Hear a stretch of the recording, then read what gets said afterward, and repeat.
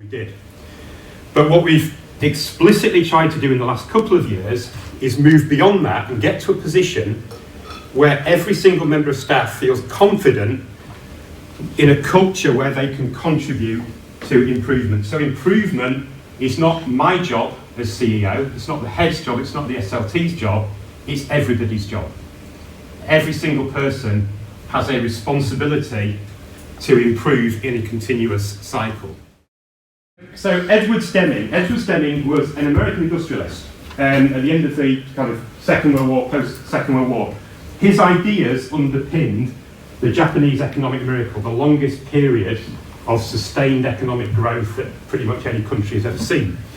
And what Deming's talked about in the context of industry was that every single aspect of the organisation should be about improvement, and that every single member of the organisation should contribute to improvement.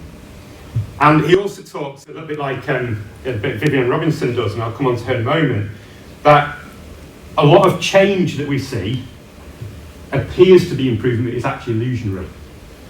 All right, so not mistaking the notion of change and improvement, which is something that Vivian talks about, which I'll come on to in a minute. And your job as a leader, whether it's in industry or whether it's in a school, is to find barriers to improvement and remove them.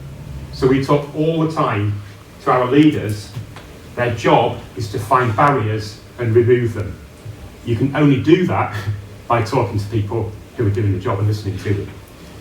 And Deming's ideas then underpinned the Kaizen model, which is a model that's used in many companies. And then the final one is the Boeing 737. Any nervous flyers in the room before I start scaring people? That's good. Okay, so this story ends, it involves two plane crashes, but it ends well, I promise. So Boeing was this really, really successful company, right? And it had a reputation for safety. The reason it was such a successful airline company, airline producer, was because people knew that Boeing was safe. There was a phrase in America, if it ain't Boeing, we ain't going, right? So it had this proper reputation for safety. And the reason it had this reputation, this great record, was because they were all about quality. And in the 90s, so this was what the employees said. So we had a culture of mutual trust. We're in this together. Quality and engineering product that would make us all proud. It had a real family feel. Okay, but Boeing management knew that safety came first. We could say, hey, it's not safe, it's not ready to fly, and we're not going.